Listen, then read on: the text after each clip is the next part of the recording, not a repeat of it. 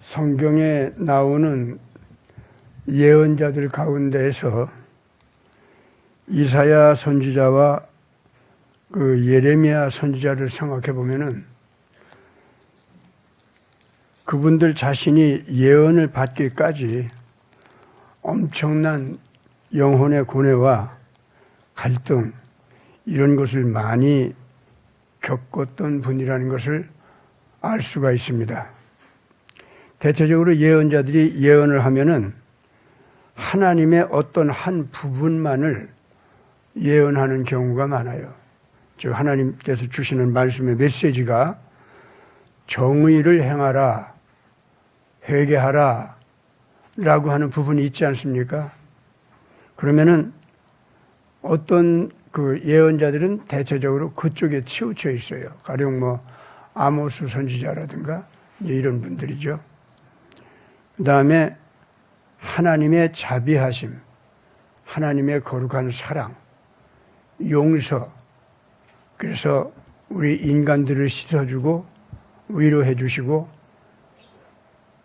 또한 치료까지 해주시는, 사실상 죽은 자를 부활시키는 것과 다름없는 그런 엄청난 은혜를 내려주시는 하나님의 자비에 대해서 얘기하시는 분들이 있는데, 그런 분들은 또 거기에 치우쳐서 그런 것만 얘기합니다.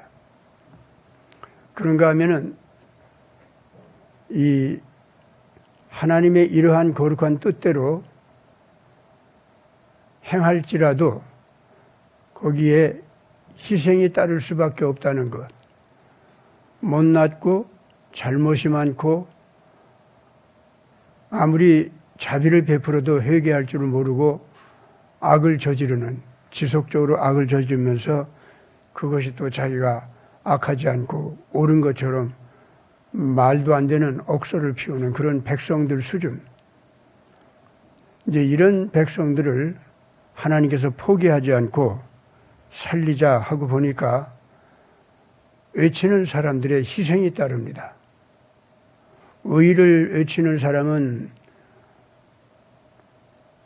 의를 외쳤는데 그 회개하지 않는 백성들이 의를 외치는 그 예언자한테 내가 언제 그런 잘못을 저질렀는데 네가 나를 잘못했다고 하느냐고 말도 안 되는 이유를 들어서 오히려 죄를 덮어 씌워요.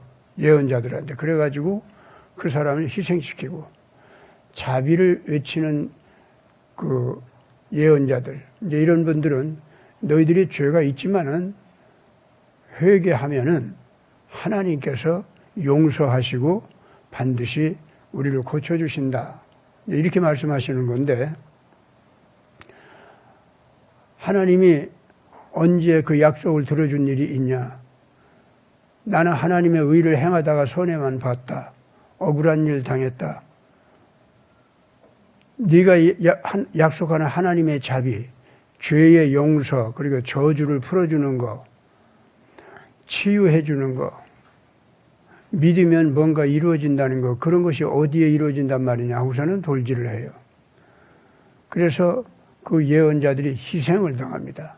그러나 그렇게 돌질하는 백성들일지라도 하나님께서는 기다리시면서 구원하시기 위해서 일단 옳은 것을 외쳐주는, 이 자비를 외쳐주는 그 예언자들도 희생을 당하게 합니다.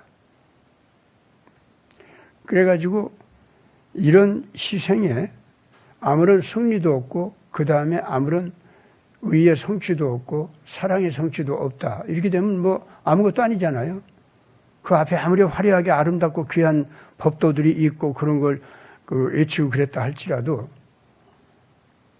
요컨대 외쳤던 그 예언자들이 아무것도 이루는 것이 없이 그냥 희생만 당하고 끝났다. 이렇게 되면 어떻게 되겠습니까? 그렇기 때문에 그 다음에 그 예언자들이 외치는 것이 있어요. 특히 이제 이 부분을 집중적으로 책임지고서는 외치는 사람들이 있는데, 그게 뭐냐면 하나님의 진리를 위해서 희생한 자는 반드시 부활한다. 그리고 불의한 자들, 회개하지 아니하고 끝까지 불의한 자들은 하나님의 징계를 받고 심판을 받는다.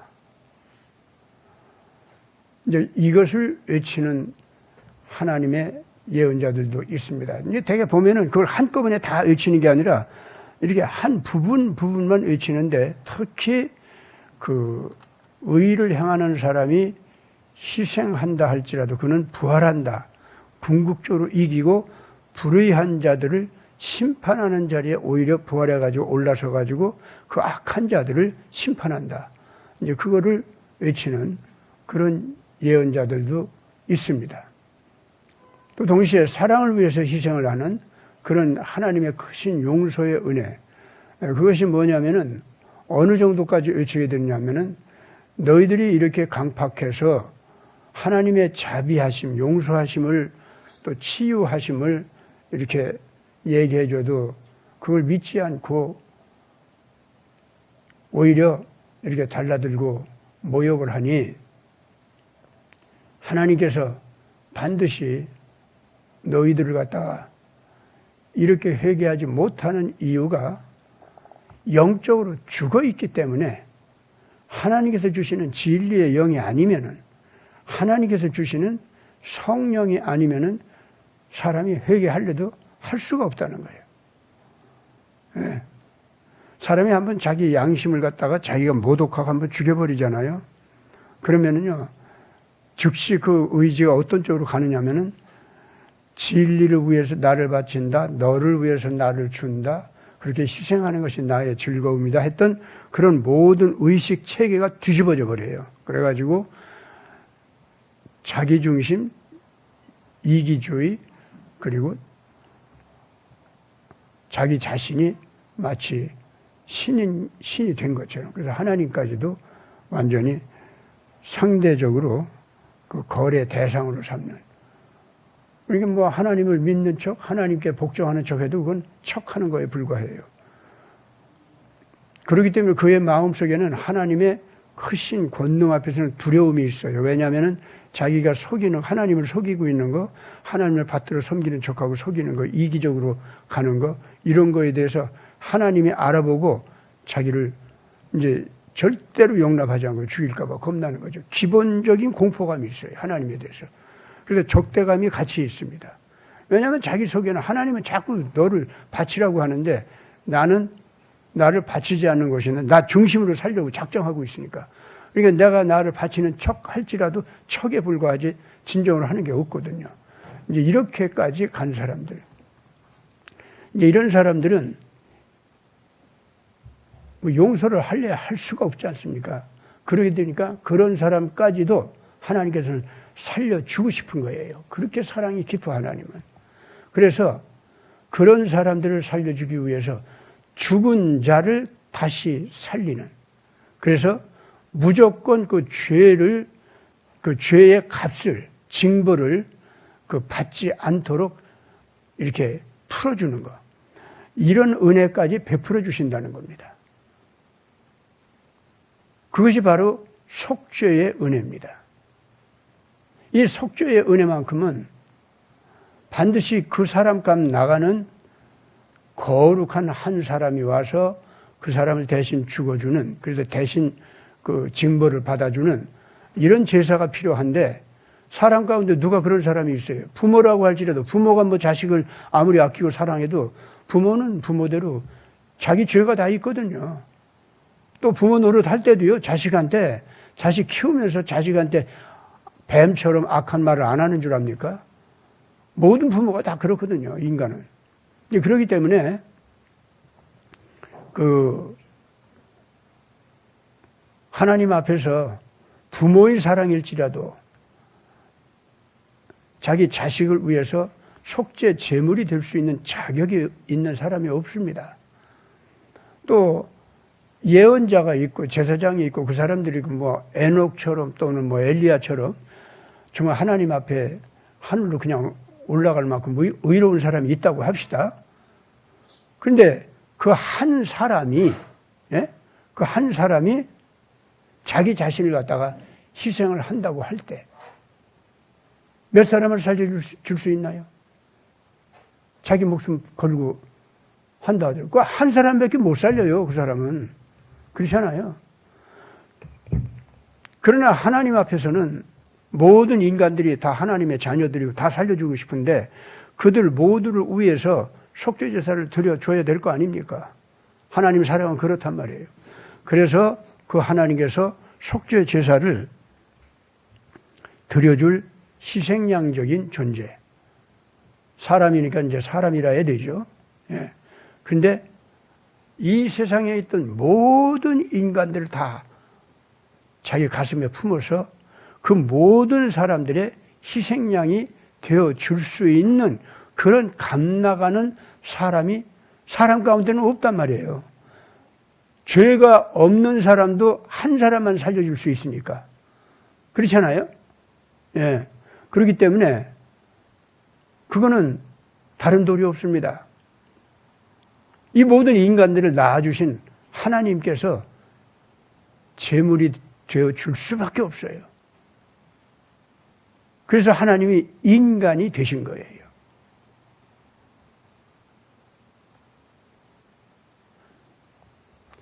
하나님의 이러한 그 속죄 원칙, 그거는요, 그렇기 때문에 처음부터 아담을 창조하고 아담의 자녀들이 쫙 태어날 때 원죄 안에서 그 태어나게 되면은 그 모든 인간들의 범죄를 당신 자신이 받아주시고 모든 인간들이 용서함을 받을 수 있는 그러한 삶의 틀, 그걸 만들어주는 건 하나님 자신이 제물이 되어줘야 된다. 그래서 내가 아담을 창조하고 하와를 창조해서 이제 얘네들이 자녀를 낳고 살게 하면은 반드시 참 영원히 죽을 범죄를 저지르는 이 애들을 위해서 통곡하고 울어야 되고, 그러니까 한 사람 한 사람을 위해서 다 그 부모로서의 아픔을 가지고 하나님을 우셔야 됩니다. 그 피눈물 나는 울음을 울 뿐만 아니라 그 하나하나가 제멋대로 광야가 광야인지도 모르고 그냥 집을 떠나서 헤매이는 그 모습. 헤매이면서도 그건 또 지가 잘나서 지 인생 살아간다고 또 그렇게 생각해.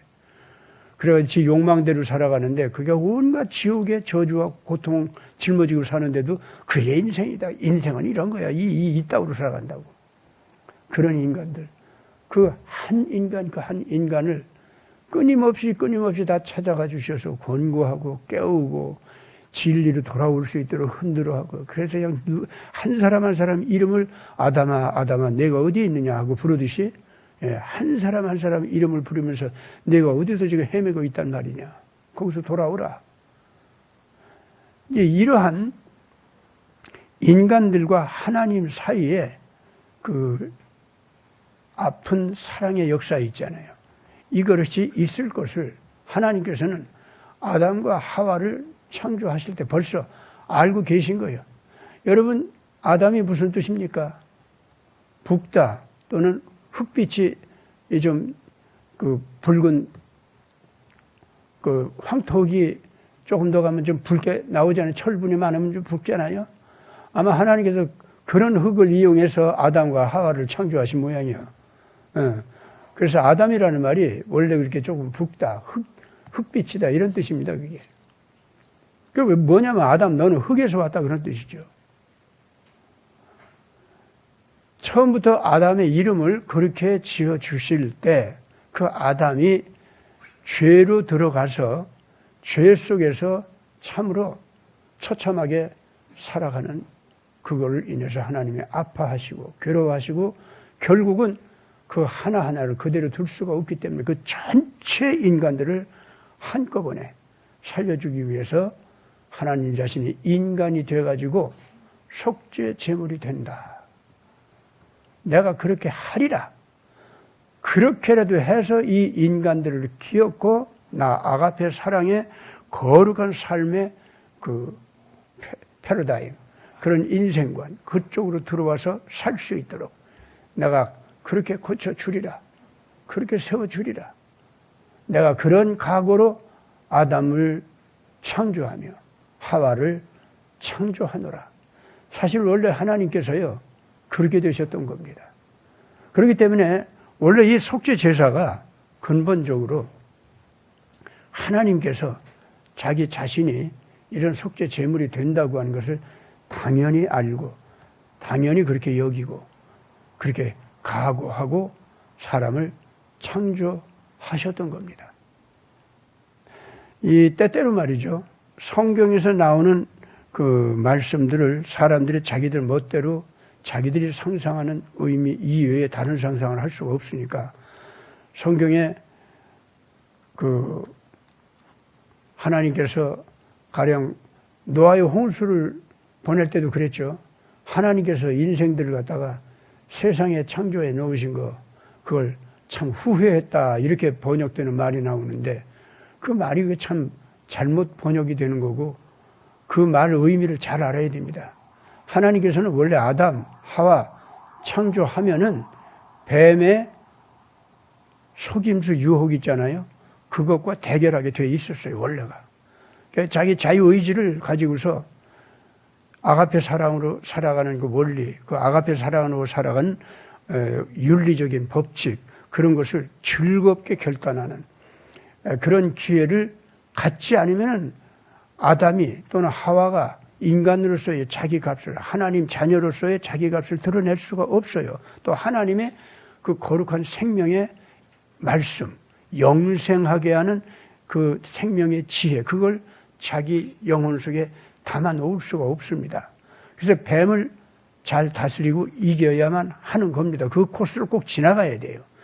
자유의지로 하나님의 사랑의 법을, 하나님의 의의 법을 즐겁게 받아들이는 이제 이런 과정을 거쳐야 그 아담과 하와가 드디어 하나님 자녀다운 영의 문이 활짝 열리게 되고 그래서 하나님께서 주시는 말씀을 언제나 그걸 햇빛처럼 받아들여서 자기 생명으로 삼게 되는 거예요. 그러면 영생하는 사람이 되는 거죠. 그런데 그만 아담과 하와가 바로 그 인간이 되는 조건, 거기에서 불합격이 된 거예요. 그 불합격이 일단 처음 흙에서 빚어서 나왔을 때 아담과 하와는 일단은 자유의지를 제대로 갖추기에는 그 시험에서 한번 넘어지리라고 하는 걸 처음부터 하나님께서는 알고 계셔요. 그렇기 때문에 그를 위해서 속죄 제사를 드려주지 않으면 인간들이 영생하는 문으로 통과할 수가 없습니다. 그래서 처음부터 하나님께서는 영생하게 하는 그 속죄 제사, 그것을 드리기 위해서 하나님 자신이 속죄 양이 되기로 했다, 그겁니다. 그런데 여러분들, 하나님 자신이 속죄 양이 된다고 할 때는 인간 하나하나의 값을 위해서 전부 한꺼번에 제사를 드려서 그 많은 사람들을 다 살려주는 거 있죠. 그렇게 하자면 창조주 하나님만 그걸 할 수 있다고 그랬죠. 그것 때문에도 예수님이 오신 거예요. 하나님이 사람이 되어가지고 세상에 오신 거예요. 근데 그거 이상으로 더 깊은 의미가 있습니다. 그건 뭔지 알아요? 내가 예수께서 나를 대신해서 돌아가셨다면 내 존재의 값은 얼마큼 나가는 거예요? 예수 값 나가는 걸 거 아닙니까? 아, 그래요, 안 그래요? 하나님께, 여러분들 한 사람 한 사람은요, 어떤 사람인 줄 압니까? 아들이든 딸이든 다 똑같게 이 세상 역사가 인간들이 잘못 전개해가지고 따님들을 갖다가 너무 푸대접하고 고통을 주고 그래 왔는데 아니에요. 여러분들 그거 알아야 됩니다. 아들이든 딸이든 전부가 예수님 앞에 구원받아서 나올 때는요, 어떤 사람인지 알아요? 예수 값 나가는 존재예요. 왜냐? 그 사람 살려주기 위해서, 그 사람 하나만 살려주기 위해서라도 이 세상에 태어날 그 몇십억, 몇천억 뭐 이런 사람들 안 살리고 나 하나만 살린다고 하더라도 나 하나만 살리기 위해서도 오로지 예수님만이 나를 위해서 살릴 수 있는 거예요. 누구도 나 위해서 못 살려요. 왜? 죄 없는 사람이 없었으니까. 예. 그래서 나는 살아나도 예수 값 나가는 존재라는 거. 그래, 그런 의미에서도 하나님 아들이 오셔서 사람이 돼가지고 나를 위해서 돌아가신 거예요. 예수님은 우리 전체를 위해서 돌아가셨다. 이 말도 되고, 동시에 예수님은 나를 위해서 돌아가셨다. 이거 되는 거예요. 이런 하나님의 속죄 제사법이 있죠. 이걸 우리가 정확하게 알고 있어야 됩니다. 그래서 예언자들 가운데서는요, 이렇게 이 속죄 제사법, 이것까지도 책임지고 열심히 전하는 분들이 있어요. 그런데 사람이 이제 그 각자가 깨닫는 수준이 다 다르기 때문에 그 예언자적인 여러 가지 역할 가운데서 어느 한 부분 또는 두 가지 부분 이렇게 이제 대체적으로 그 예언한 내용을 보면 그래요. 그렇게 얘기하고 지나가는데 이거 전체를 한꺼번에 전부 예언한 사람들이 있어. 이 구약 예언자들 가운데 그 대표자가 이사야예요. 그리고 이사야 바로 다음 세대에 나타난 예레미야입니다. 여러분들이 그렇기 때문에 이사야서하고 예레미야서는 특히 구약에서 탐독을 해야 됩니다. 예수님과 가장 그 인격이 닮은 분들이에요. 그리고 그분들은요, 전부가 다 뭐냐면은 하나님의 진리를 너 자신으로 삼고 하나님의 진리를 위해서 살아라. 의를 위해서 살아라. 이런 예언의 말씀이 있죠. 그 다음에 이 의롭게 사는 이유는 뭐냐? 목적이 사랑을 위해서다. 아가페 사랑을 위해서 너를 헌신하라. 내가 그렇게 해야만 하나님을 알아보고 하나님을 따를 수 있게 된다. 또 그렇게 해야만 하나님이 영원하신 것 같이 너도 영원할 수가 있고 하나님 자녀가 되는 거다. 이제 이런 예언. 그런데 이제 그렇게 의롭게 살아봤자 세상에서 푸대접만 받고 고통만 받고 그냥 아무것도 이루지 못하는 것 같아. 그래서 내가 의롭게 살아봤자 소용없네. 하지만은 너는 의롭게 사는 자는 반드시 하나님께서 이기게 해주시고 부활도 하게 하신다라는 것을 믿어라. 그 의인은 믿음으로 말미암아 이기고 믿음으로 말미암아 승리하게 된다. 그것을 믿어라. 이렇게 되는 거예요. 그 다음에 또 이제 이 의롭게 사는 목적이 하나님의 아가페적인 사랑을 위해서 살으라 했으니 그 희생하는 것을 즐거이 하라. 어떤 보상도 바라지 말고 하라. 그리하면은 네가 반드시 부활하는 생명을 가지고서 너를 갖다가 괴롭히는, 의롭게 사는 것도 괴롭히는 자들이 있어서 아무 소용도 없네 이렇게 되는 거 아니겠습니까? 그런데도 믿으라 그런 거예요. 마찬가지예요. 사랑의 희생을 하라 하는 사람도 믿으라고 하는 거예요. 믿음으로만 이 하나님의 진리를 붙들고 또 아가페적인 사랑을 붙들고 사는 사람은 이 믿음으로만 결과적으로 부활하는 생명을 이루면서 완전히 사랑의 위력을 드러내고 죽음을 이기는, 그래서 영생의 문으로 들어가는 그것이 이루어진다. 이런 것을 갖다가 이제 명쾌하게 사람들이 깨닫게 하는 그것을 예언자들 가운데 자기 생애로서, 대체적으로 예언자들은, 온전한 예언자들은요 다 비슷해요. 희생당하고 그래요. 희생당할지라도 끝까지 믿고 그러면서 죽으면서 가죠. 그런데 그 부활하는 생명이 있지 않습니까? 그걸 갖다 믿음으로 네가 성취하게 되리라고 그렇게 가라. 그러면 반드시 이긴다. 이렇게 되거든요. 그런데 네 개인은 희생을 당하고 세상에서 몸이 흙으로 돌아간다고 하자. 그러나 네 영혼은 영원한 생명의 세계로 들어가서 하나님과 함께 편히 쉬고 안식하다가 하나님께서 내가 가자라고 할 때 다시 몸을 입고 다시 하나님과 함께 온다는 거예요, 세상에. 그래가지고 하나님께서 네가 이 의를 위해서 희생하면은 부활한다. 또 희생적 사랑을 실천하다가 희생하면은 그것도 부활한다. 라고 하는 그 약속이 그 개인에게 하나님과 더불어서 하늘나라에서 편히 쉬다가 다시 세상에 오지 않습니까? 그러면 다시 몸을 입고 온다고 그랬죠? 이렇게 해서 부활이 진짜로 이루어지고 개인적으로 이루어지면서 그 사람들을 갖다가 악하게 살아있는 그 모든 지나간 시대의 역사, 그리고 오늘 이 시대의 역사, 이 전체를 갖다가 한꺼번에 하나님께서 이제 심판하신단 말이에요. 그 심판할 때 보면은 원래 악을 범했던 자들까지도 일단 죽었지 않습니까? 그들이 역시 부활해요.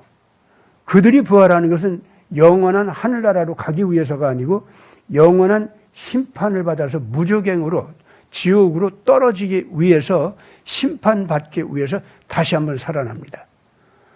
그런 사람들이 되살아난다고 하는 것은 보면은 영으로만 되살아나는 것 같아요. 몸으로 다시 오는 거 오지는 않아요. 왜냐하면 몸으로 다시 산다고 하는 것은 전부가 하나님의 자녀들이 몸으로 다시 산다 이렇게 되어 있어요. 그거는 이제 예수님께서 하나님께서 이제 그 메시아께서 다시 부활하신 몸으로 다시 오실 때 그때 모든 하나님의 자녀들이 같이 세상에 오신다고 그랬거든. 그럼 그 시대에 그 하나님을 믿고 고통을 당하고 희생당하고 그랬던 모든 하나님의 자녀들이 산채로 이 썩지 아니할 거룩한 몸으로 변합니다. 변하면서 그야말로 영적인 삶의 생명의 차원이 비약해서 정말로 이 거룩한 인격으로 변하는 거예요. 아마 그 몸도 이런 보통 몸과 다를 겁니다. 확실하게 어떤 거룩한 빛 이런 것이 나타나는데 한 사람 한 사람이 그 인격의 빛이 나타날 때 그거는 이 몸 바깥으로도 방사되는 빛입니다. 자기 빛이 있어요.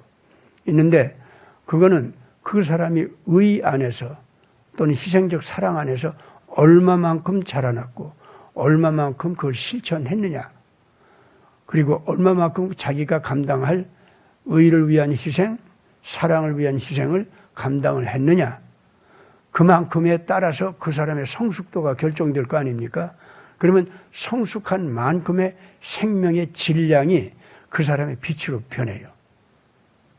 그리고 그 사람 그 몸도 흙으로 빚었던 몸이 이제 일단 한번 죽었었잖아요. 그런데 다시 이제 부활해서 오지 않습니까? 오면은 그 몸 자체도 썩지 아니할 영원한 몸으로 온다. 이렇게 되어 있거든요. 그거를 이게 생각하면요. 와, 정말. 그리고 지금은 과학적으로 이해해 보려고 해도 잘 모르겠어. 아직도 요새 뭐 과학이 많이 발달했다고 하지만 아직도 그게 어떻게 이루어지는지 잘 모르겠어. 그러나 믿어져요. 이 하나님의 진리를 다 알고 보니까 이런 진리는 이루어져야 된다. 이것도 딱 이 당위적으로 믿어질 뿐만 아니라 당위적으로 이루어지는 이 모든 것은 그동안 하나님의 역사, 운행을 볼 때 다 이루어지더라. 안 이루어진 거 없다 이거야. 심판도 약속대로 다 이루어졌고 구원도 약속대로 다 이루어졌고 치유도 하나님 약속대로 다 이루어졌고 그리고 몇 번이고 잘못을 범하지만은 그냥 기어코 예수님 따라가겠다는 사람은 기어코 그 사람들을 완전히 고쳐가지고 의로고 거룩한 그 삶 속으로 들어와서 불의한 자들을 다 징계하고 이길 수 있는 빛나는 새 시대를 열어주시더라. 그게 되더라. 이 믿음이 있지 않습니까? 이거를 가진 사람들이 어떤 사람들은 그냥 믿음을 가진 사람들은 지금 당장 여기에서는 아무것도 이루어지지 못하는 그런 사람들을 생각해요. 그러나 믿음을 가진 그 사람은 믿음으로 말미암아 의인은 구원받으리라 이렇게 말씀하신 대로 믿음을 가진 사람은요. 믿음 자체가 이미 그 사람 삶의 차원이 바뀌어져 있어요. 삶의 차원이 바뀌어져 있어요. 가령 어떤 믿는 사람이 있다고 합시다. 근데 사기꾼 노릇하다가 회개하고 이제 사기꾼 노릇을 안 하기로 작정했거든. 그런데 가다가 보니까 또 사기꾼 노릇을 또 비질비질거리고 또 저지르게 됐어. 유혹에 넘어가가지고. 또 어떤 데는 협박 때문에. 그래서 남 속이는 짓은 능수능란하게 잘하니까 협박 때문에 사기질을 해도 또 한 번 그 유혹당해서 넘어졌을지라도 어쨌든 사기꾼 노릇 하면은 옛날까지 또 더 잘해 또. 왜냐하면 이번에는 의로운 행동까지도 하는 버릇이 생겨가지고 의로운 척도 더 잘해. 그러나 그 사기꾼이 여러분 가장 천국 가기 어려운 사람이 사실은 사기꾼이에요. 예, 참 불행한 사람들입니다. 그 사람들은. 근데 이제 이런 사람도 이제 하나님께서 완전히 이제 살려주시고 다 그러시는데 이제 이 사람이 나는 이 사기꾼이지만 내 이 사기꾼 노릇하는 거 이거 나 능력으로 나 못 고쳐. 그렇지만 내가 고치려고 내 애를 쓸 거야. 10번 사기꾼 노릇하던 거 이제 8번만 하고 안 하고 2번만 안 한다 이거야. 그러다가 이제 8번 하는 걸 이제 한 5번만 하고 안 할 거야. 하면서 차츰차츰 고쳤어. 상당히 고쳤어 이제. 그래서 10번 할 걸 갖다가 한 번만 하는 정도로 됐다 이거예요. 근데 그런 동안 이 사람이요. 믿음이라는 게 뭡니까?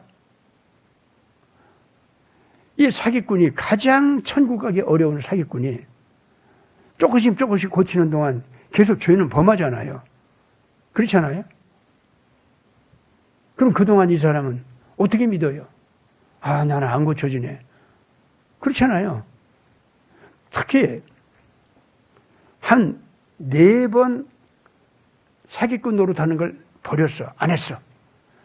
근데 5번째 딱 사기꾼 또 하게 됐어. 이렇게 되면요, 그 사람은 자기에 대한 절망이 더 커요. 나는 못 고치는구나. 이렇게 돼요. 절망이 더 와요. 4번 안에 사기꾼 노릇 안 하고 있는데 참고 이겨냈는데 결국 5번째 넘어갔어. 그럼 나는 끝난 놈이다. 난 틀렸다. 사람이 그렇게 절망하게 됩니다. 그런데 믿음이 뭐냐면은 그런 상태 속에서 그렇지만 예수님, 나 목숨 걸고 사랑하셨잖아요. 나 좀 포기하지 말아주세요. 내가 이렇게 거짓말 버릇 못 고치고 이렇게 한다 하더라도 난 예수님 없으면 못 견디겠어요. 오늘도 내가 또 이렇게 죄를 범했지만은 내가 또 예수님 또 따라갈 거야. 그러고서는 이제는 또 5번 유혹당해도 안 했어.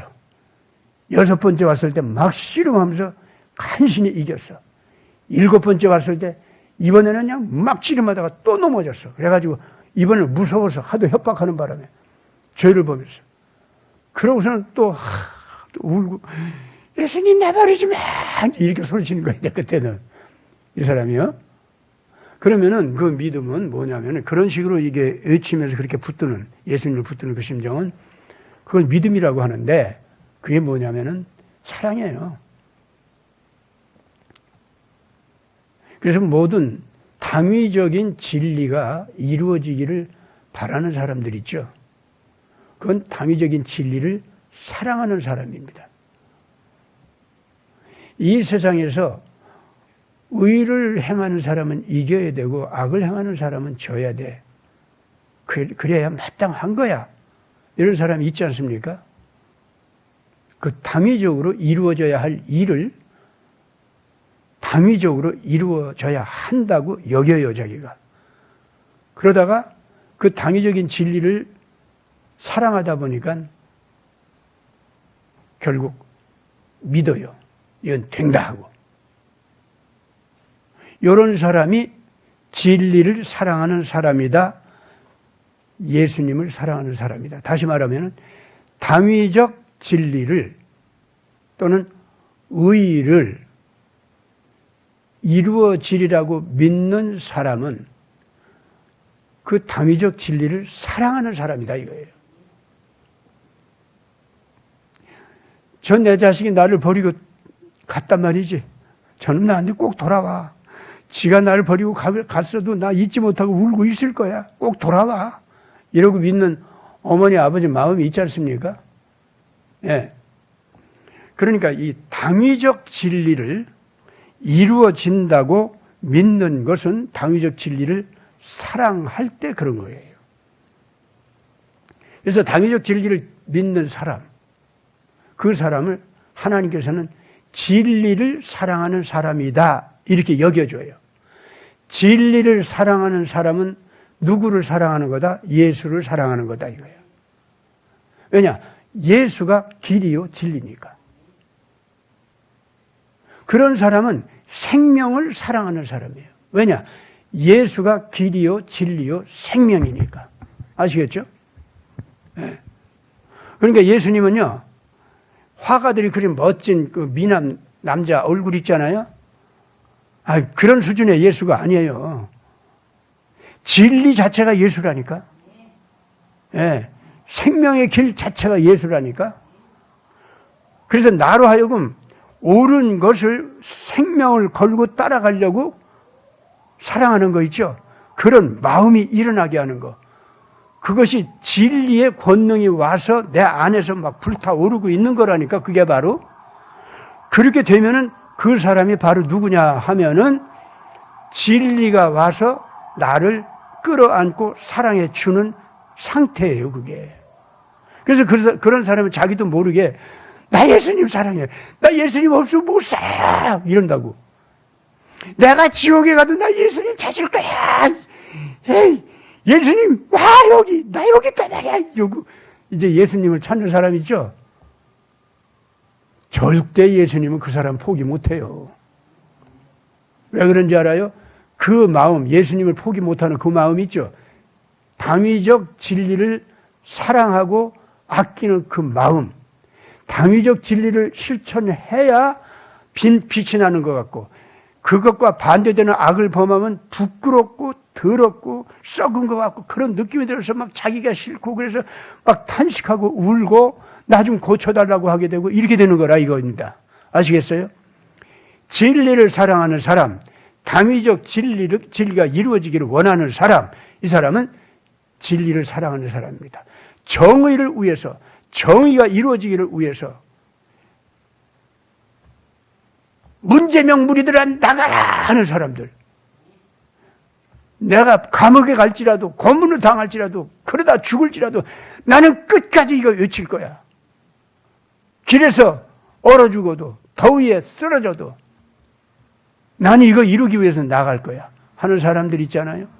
이 사람들은 이 나라가 당위적으로 올바른 나라가 돼서 홍익인간을 실천하는 나라가 돼가지고 제세이화하는 나라가 돼서, 예? 거기 하나 빠진 거 뭐가 있다고 그랬지?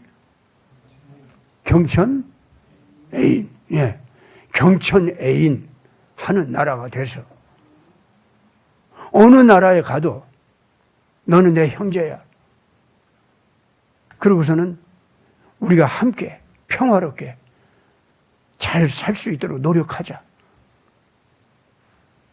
이렇게 나가는 거 있지 않습니까? 이것이 옳은 거고 이것이 진리고 이렇게 안 살면 부끄러운 거고 이렇게 안 살면 이게 망하는 거야. 오히려 남의 걸 뺏고 어쩌고 하면서 지배하고 공포로다가 지배하고 하는 거 그건 썩어가는 거고 붕괴하는 거고 망하는 거고 그건 영원히 지옥으로 만드는 거야. 그건 안 돼. 불의는 절대로 안 돼. 정의는 절대로 실천해야 돼. 이러는 사람들 있잖아요. 이 진리를 사랑하는 사람들입니다. 예수님을 사랑하는 사람들이에요.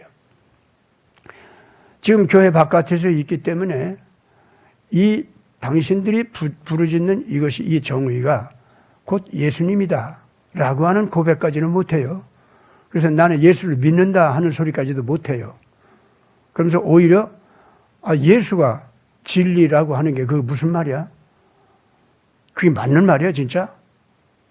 우리나라 자유민주주의 공화제 이런 거로다가 법제도가 만들어졌다고 하는데 그 예수 믿는 사람들이 되게 그런 인생관을 가지고 오고 가치관을 가지고 와서 우리나라에서 이런 법제도를 만든 건 나도 인정하고 알기는 알아. 알기는 아는데 그렇다고 예수가 진짜 그 진리 자체야? 그건 난 모르겠어. 이런 사람들이 지금 현재 한국에 많이 있단 말이에요. 그러나 그 사람들 모두가 다 이미 예수를 만날 수 있고 믿을 수 있고 예수와 하나가 되는 그 길로 그 과정으로 들어선 거예요. 그게 바로. 그렇기 때문에 성경을 가지고 있는 사람이 또는 이제까지 교회를 다녔던 사람들이 지금 그런 분들의 양심 수준에 맞춰서 올바른 예수 그리스도를 갖다가 전할 수 있으면은 이 사람들 두말하지 아니하고 첫째는 맨 처음에는 그럼 예수님은 내 스승이야. 맞아. 나 그런 분 정말 따라가고 싶어. 예수님이 그런 분이었어? 이렇게 되는 거예요. 그랬다가 예수님이 사랑을 위해서 자기를 갖다가 다 바치는 그런 스승이다. 자기 목숨까지 건 그런 분이다. 이런 얘기를 들었을 때 정말 그거 맞아? 그래가지고 성경을 찾아가지고 예수님의 진짜 역사를 알아보는 거야. 이거 맞네.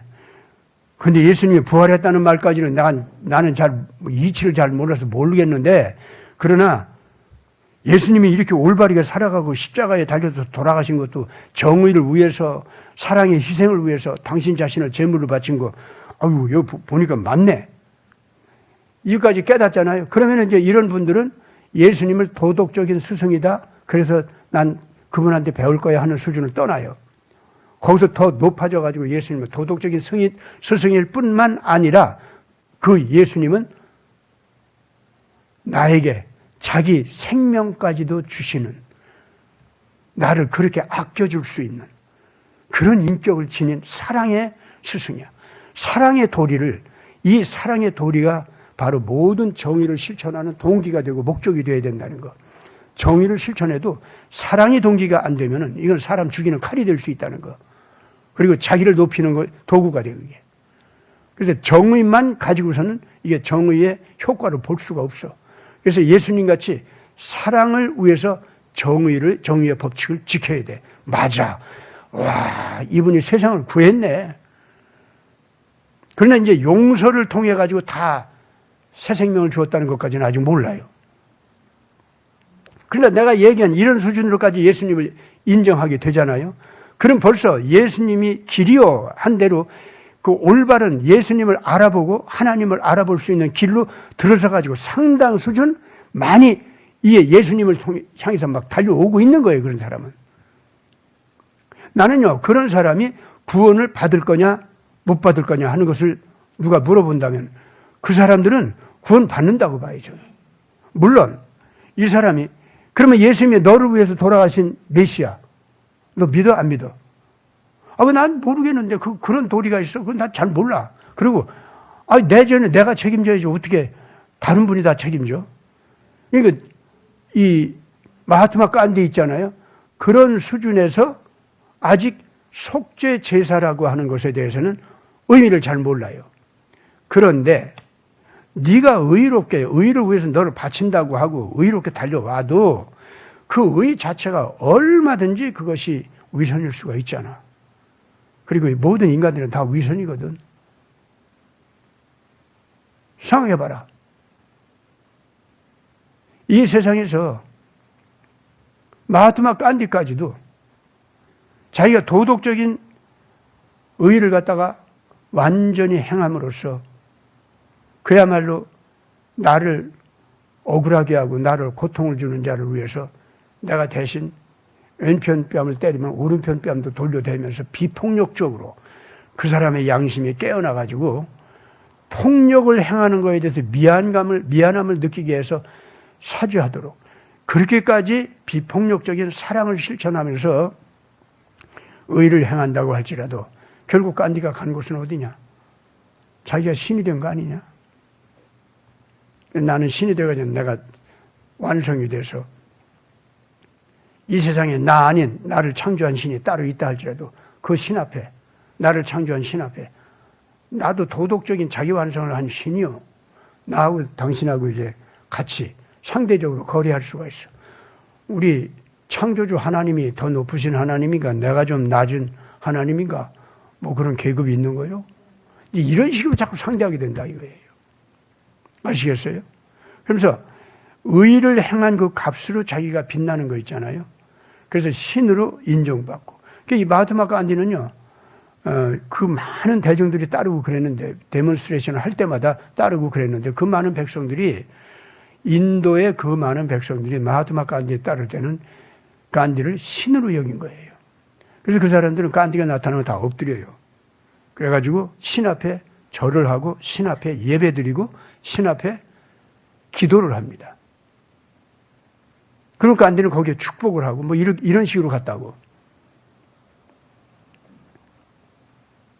그렇게 간다고 할 때, 그러면은 거룩하신 창조주 하나님 앞에서 모든 인간들의 죄를 대신해서 자기 자신을 다 내어주고 속죄 제물로 되기까지 하려고 하는 그 하나님 앞에서 얼마든지 사람은. 나도 도덕적인 자기 완성자가 돼가지고 신처럼 됐거든. 그럼 당신이나 나나 뭐 다를 거 없잖아. 나하고는 당신하고 맞거리 하자고. 이런 관계로 나가게 될 때, 그래서 다른 모든 자기보다 못한 다른 인간들은 당연히 나한테 절을 해야 돼. 그건 내 영광이야. 내 빛이고. 이래가지고 예수가 뭐 자기 희생을 해서 구원한 사람들, 또 내가 깨닫게 해서 구원한 사람들, 나한테 절하는 사람들, 뭐 그거 다 비슷비슷하네 뭐.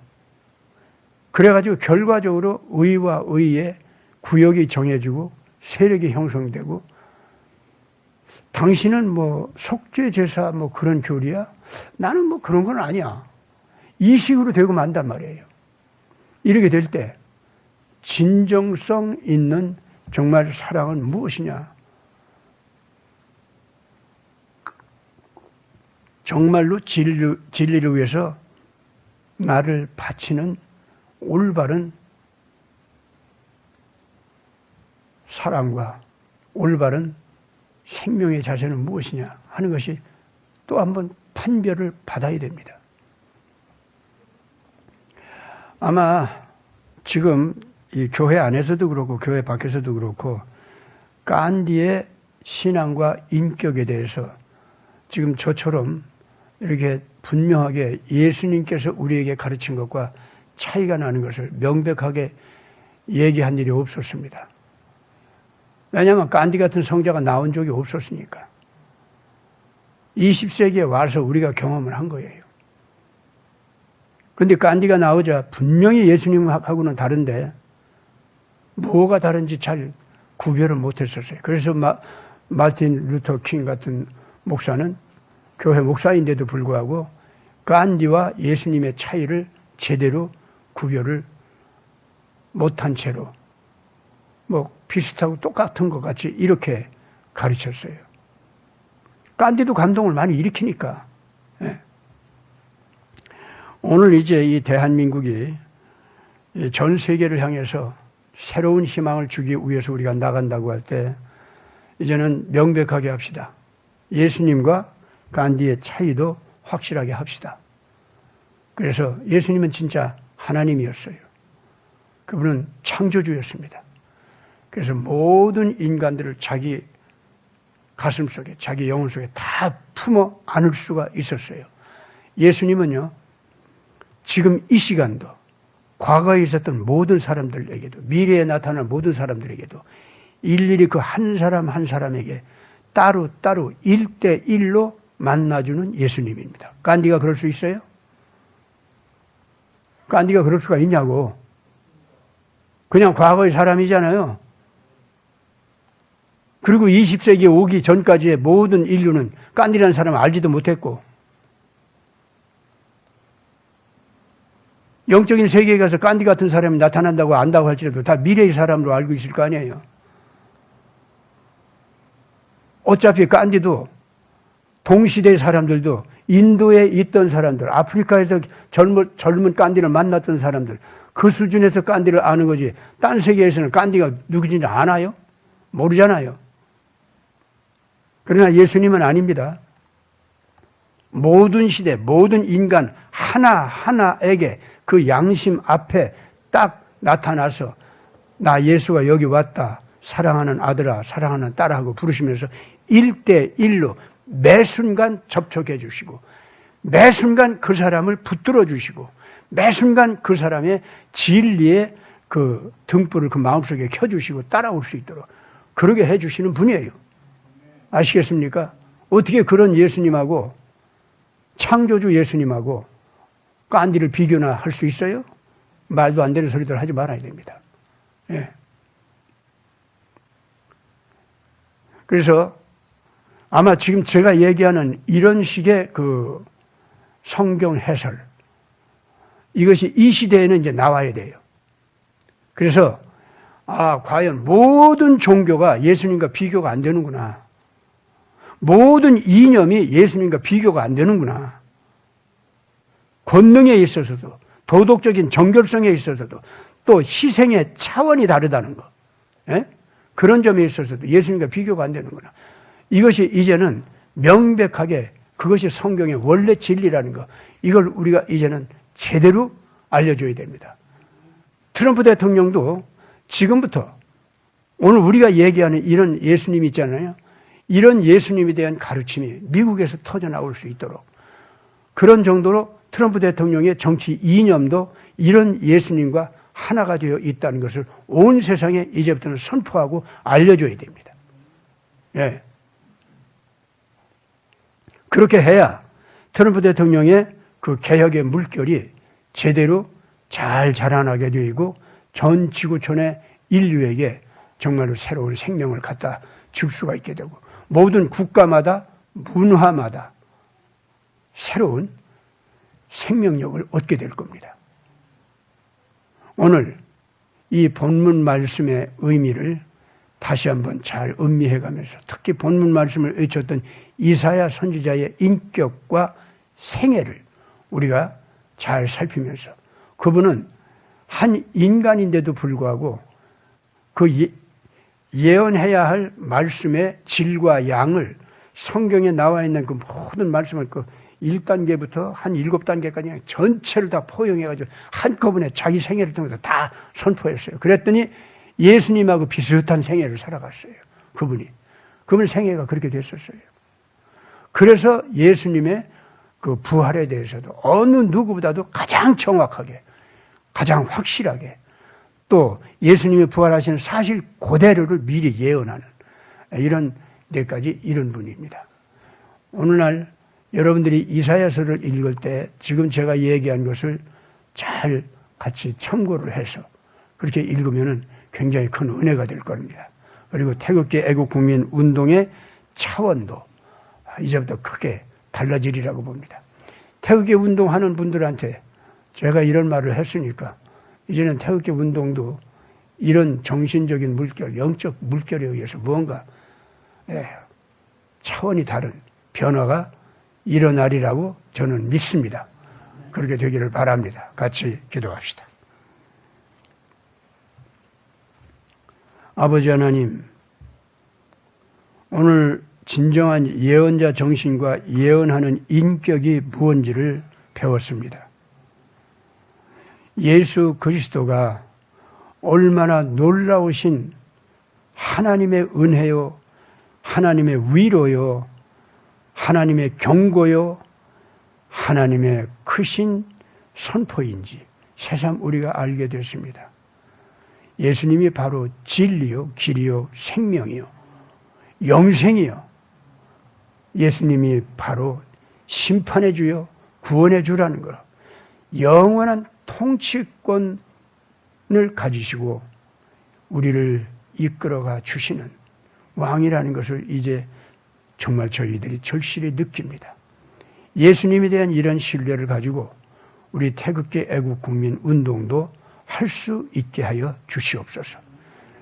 트럼프 대통령의 트럼피즘 운동이 이러한 예수님에 대한 깨달음을 분명히 한 이념 운동으로 자라게 하여 주시옵소서. 우리 구주 예수 그리스도 이름으로 간절히 기도드리옵나이다. 아멘.